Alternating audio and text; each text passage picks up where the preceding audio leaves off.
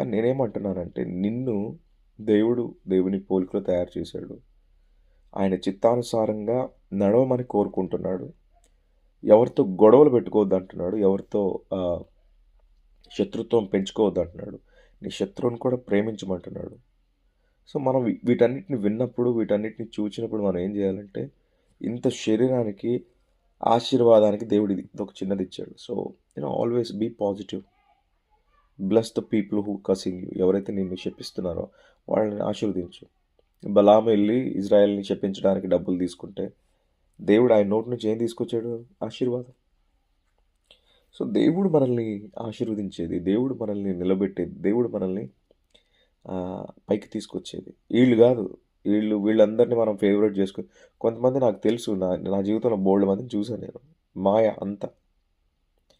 వాళ్ళ పని చేసుకోవడానికి ఎవరికి ఏదైనా